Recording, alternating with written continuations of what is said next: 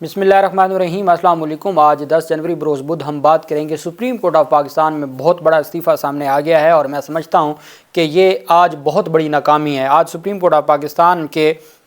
ایک جج کا استعفیٰ یہ قاضی فیاض عیسیٰ صاحب کی بطور چیف جسٹس ناکامی ہے۔ کتنی تکلیف پہنچائی گئی ہوگی، کتنا ان کو کل ہی جسٹس اعجاز الحسن صاحب نے کہا تھا کہ حسد کی بھیڑ چڑھایا جا رہا ہے، اور کتنا حسد، کتنی بدنیتی اور کتنا ٹیز کیا گیا ہوگا کہ جس کے بعد ایک وہ جج جو کرمنل لاء کا ایکسپرٹ، ایک دبنگ جج آج عہدے سے ہاتھ دھو بیٹھا ہے، اور وہ اس کے پاس اور کوئی چارہ نہیں تھا سوائے اس کے کہ وہ عہدے سے استعفیٰ دیتے۔ آج ہی جسٹس مزار نقوی کی جانب سے جو جواب جمع کروایا گیا، انہوں نے شو کاز نوٹس کا جواب بھی جمع کروا دیا۔ یہ بھی یہاں بھی نہیں رکے کہ جی میں جواب جمع نہیں کرواتا اور بعد میں دیکھی جائے گی، نہیں، انہوں نے اپنے خلاف ایلیگیشنز کا جواب بھی جمع کروا دیا، یہ ثابت کرنے کے لیے کہ میرے خلاف جتنے کا یہ سارے کا سارا ایک چل رہا تھا یہ جھوٹ پر مبنی ہے، غلط ہے، دھوکہ دہی ہے، فراڈ ہے، حسد اور بدنیتی پر مبنی ہے۔ چونکہ وہ سپریم کورٹ گیا جب انہوں نے دیکھا کہ ان کے لیے تو 3 رکنی بینچ بنا ہے، اور 3 رکنی بینچ وہ جس پر ان کو پہلے ہی شدید اختلاف تھا، ان کو نظر آ گیا کہ یہاں ریلیف ملنے کا کوئی امکان نہیں ہے، تو بجائے اس کے اور اہم کیسز میں بٹھایا نہیں جا رہا، ایک بندے کو آپ دیوار کے ساتھ لگا دیں تو وہ کس چیز کی بیٹھ کے تنخواہ لے، کوئی بھی باضمیر آدمی کے لیے یہ بڑا مشکل ہو جاتا ہے۔ جسٹس مزار نقوی صاحب نے سپریم جوڈیشل کونسل میں اپنے خلاف الزامات کی تردید کر دی۔ جسٹس مزار نقوی کا جواب میں کہنا تھا کہ سپریم جوڈیشل کونسل جج کے خلاف معلومات لے سکتی ہے، کونسل جج کے خلاف کسی شکایت پر کارروائی نہیں کر سکتی۔ جواب میں انہوں نے کہا کہ سپریم جوڈیشل کونسل کی جانب سے جاری احکامات رولز کی توہین کے مترادف ہیں، رولز کے مطابق کونسل کو معلومات دینے کا کارروائی میں کوئی کردار نہیں ہوتا۔ جسٹس مزار نقوی نے اٹارنی جنرل کی بطور پروسیکیوٹر تعیناتی پر بھی اعتراض کیا۔ جسٹس مزار نقوی نے جمع کروائے گئے جواب میں کہا کہ کونسل میں ایک شکایت کنندہ پاکستان بار کونسل بھی ہے، اٹارنی جنرل شکایت کنندہ پاکستان بار کونسل کے چیئرمین ہیں۔ جسٹس مزار نقوی کا جواب میں کہنا تھا کہ بار کونسلز کی شکایات سیاسی اور پی ڈی ایم حکومت کی ایما پر دائر کی گئی۔ اب آپ اندازہ لگائیں کہ انہوں نے واضح طور پر پی ڈی ایم کے اوپر ایلیگیشن لگایا۔ انہوں نے کہا کہ جس دن پاکستان بار کونسل نے میرے خلاف ریفرنس دائر کیا، اس دن ان کی پی ڈی ایم کے جو وزیر اعظم تھے شہباز شریف، جن کو امپورٹڈ وزیر اعظم کہا جاتا ہے، ان کے ساتھ پریس کانفرنس کرنے کے بعد میرے خلاف یہ ریفرنس دائر کیا گیا تھا۔ انہوں نے کہا کہ میرے اوپر جو الزام ہے کہ میں نے محمود ڈوگر کا کیس سنا، تو میں نے تو وہی کیس سنا جو چیف جسٹس نے جس بینچ میں مجھے بٹھایا، میں نے کوئی آؤٹ آف دی وے جا کے تو نہیں کیس سنا، یا خود تو میں نہیں اس بینچ میں بیٹھ گیا، مجھے جو سپریم کورٹ کا نظام تھا، جو سسٹم تھا، اس کے تحت مجھے بٹھا دیا گیا، میں بیٹھ گیا، میں نے کوئی آؤٹ آف دی وے جا کے فیصلہ نہیں دیا، میں نے کوئی ایسا فیصلہ نہیں دیا، میں نے صرف فیکٹس کی بات کی کہ سپریم کورٹ میں جب انتخابات کی تاریخ آ گئی ہے، اسمبلیاں تحلیل ہو چکی ہیں، تو انتخابات کیوں نہیں ہو رہے؟ میں نے تو یہ سوال پوچھا تھا کہ محمود ڈوگر کو اس وجہ سے ہٹایا جا رہا ہے کہ اسمبلیاں تحلیل ہو گئی ہیں، نگران حکومتیں آ گئی ہیں اور انتخابات کا وقت آ گیا، تو میں نے پوچھا کہ بھائی انتخابات کی کوئی تاریخ بھی ہے یا نہیں ہے؟ تو انتخابات کی تاریخ ہے نہیں اور آپ بندے ہٹائی جا رہے ہیں، تو کیا یہ پوچھنا میرا گناہ تھا؟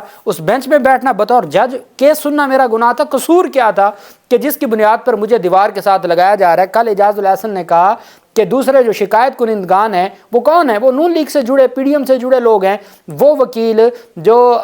ملزم نوید کا، جو عمران خان پر حملہ کیس میں مرکزی ملزم ہے وزیر آباد کیس میں، وہ نوید درخواست گزار بن کے درخواست دائر کرتا ہے، وہ پاکستان بار کونسل جو اس وقت کی پاکستان بار کونسل جو شہباز شریف کے ساتھ ملاقات کر کے پریس کانفرنس کر کے مزار نقوی کے خلاف دائر کرتی ہے، تو کہا گیا کہ ان کو تو گھنٹوں سنا جاتا ہے، لیکن جب ہماری باری آتی ہے،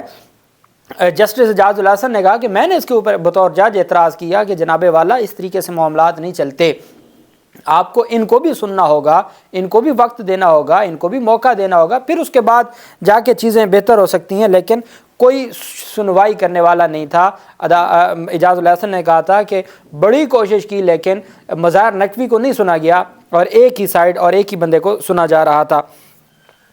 جسٹس مزار نقوی نے کہا کہ بار کونسلز کی شکایات سیاسی اور پی ڈی ایم حکومت کی ایما پر دائر کی گئیں۔ جواب میں مظاہر نقوی نے کہا کہ پاکستان بار کونسل کی 21 فروری کو اس وقت کے وزیر اعظم شہباز شریف سے ملاقات ہوئی۔ شہباز شریف سے ملاقات کے روز ہی پاکستان بار کونسل نے میرے خلاف شکایت دائر کرنے کی قرارداد منظور کی۔ جسٹس مظاہر نے اپنے جواب میں کہا کہ شو کاز کا جواب جمع کرانے سے پہلے ہی گواہان کو طلب کرنے کا حکم خلاف قانون ہے۔ جمع کرایا گئے جواب میں انہوں نے کہا کہ یہ الزام سراسر غلط ہے کہ مجھ سے کوئی بھی شخص بآسانی رجوع کر سکتا ہے۔ جسٹس مظاہر نقوی کا سپریم جوڈیشل کونسل کو جمع کرایا گئے جواب میں کہنا تھا کہ غلام محمود ڈوگر کیس خود اپنے سامنے مقرر کر ہی نہیں سکتا تھا، یہ انتظامی معاملہ ہے۔ غلام محمود ڈوگر کیس میں کسی قسم کا کوئی ریلیف نہیں دیا تھا۔ جواب میں جسٹس مظاہر نقوی کا کہنا ہے کہ لاہور کینٹ میں خریدا گیا گھر ٹیکس گوشواروں میں ظاہر کیا گیا ہے۔ ایس ٹی جونز پارک والے گھر کی قیمت کا تخمینہ ڈی سی ریٹ کے مطابق لگایا گیا تھا۔ جسٹس مظاہر نقوی کے جمع کرایا گیا جواب میں کہا گیا کہ اختیارات کا ناجائز استعمال کیا نہ ہی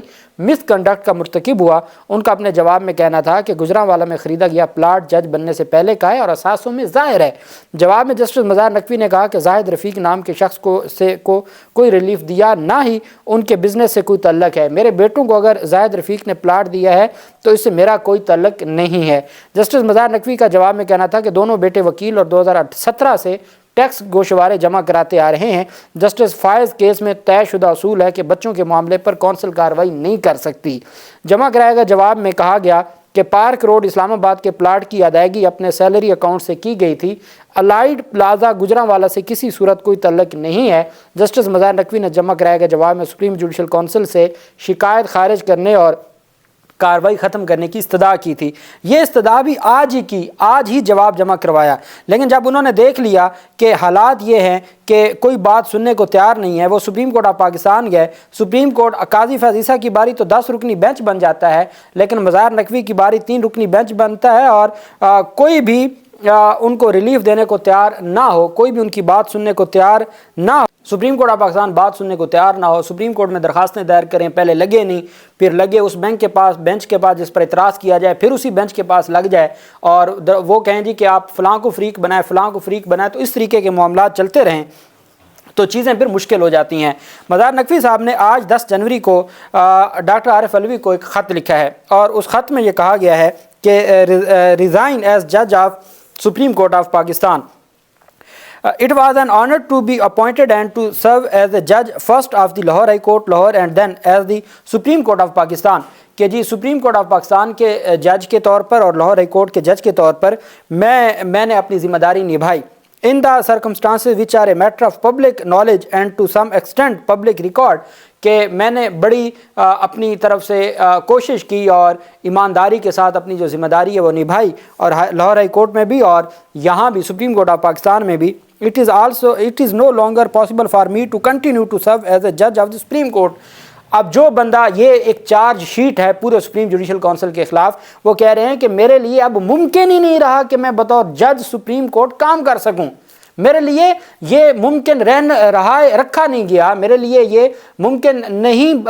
رہنے دیا جا رہا کہ میں سپریم کورٹ آف پاکستان کا جج رہوں یا میں اس عہدے پہ رہوں۔ ڈیو پروسیس آلسو کمپیل سو، اور نہ ہی میرے خلاف جو کارروائی ہوئی اس میں کوئی ڈیو پروسیس کا خیال رکھا گیا اور نہ ہی اس میں کوئی ڈیو پروسیس کا معاملہ سامنے آیا۔ Therefore,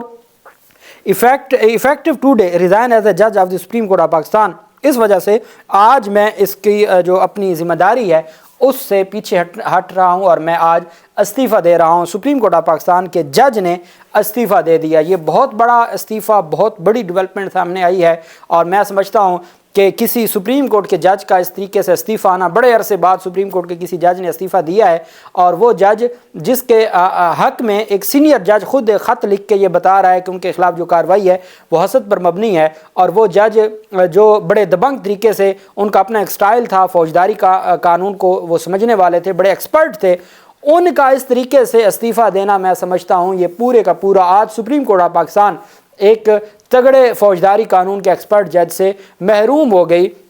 اور اس طریقے سے جو کارروائی کی گئی ہے یہ درست نہیں تھی، اور یہ تاریخ بتائے گی کہ کس طریقے سے اپنے ہی چیف جسٹس نے اپنے جج کو اتنا رگڑا کہ بالآخر ان کو پیچھے ہٹنا پڑا اور ان کو ادارے کی عزت، چونکہ جب آپ کسی بھی، اب آپ دیکھ لیں اعجاز الاحسن کو دیکھ لیں، آپ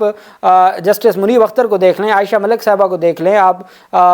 جسٹس شاہد وحید کو، کسی مین بینچ میں کسی اہم کیس میں بٹھایا ہی نہیں جاتا، ان کو کسی اہم کیس کا حصہ نہیں بنایا جاتا، اور آپ اس طریقے سے جب معاملات کو چلائیں تو پھر یہی لگتا ہے کہ چیزیں آئین اور قانون کی بجائے کسی اور طریقے سے چلائی جا رہی ہیں، اور اس کی میں سمجھتا ہوں کہ آئین اور قانون اجازت نہیں دیتا، اور یہی وجہ ہے کہ جسٹس مزار نقوی صاحب نے آج استعفیٰ دیا ہے، اور ان کے استعفے کی مزید تفصیلات بھی سامنے آئیں گی، لیکن یہ ایک حقیقت ہے کہ آج پاکستان کے سپریم کورٹ کے جج نے استعفیٰ دے کر پاکستان کے عدلیہ کے نظام کو بری طرح بے نقاب کر دیا ہے کہ جب ان کو خود نہیں انصاف مل رہا تو وہ کسی کو کیا انصاف دیں گے۔ اللہ پاک پاکستان کا حامی و ناصر ہو۔ بہت شکریہ۔ اللہ حافظ۔ پاکستان زندہ باد۔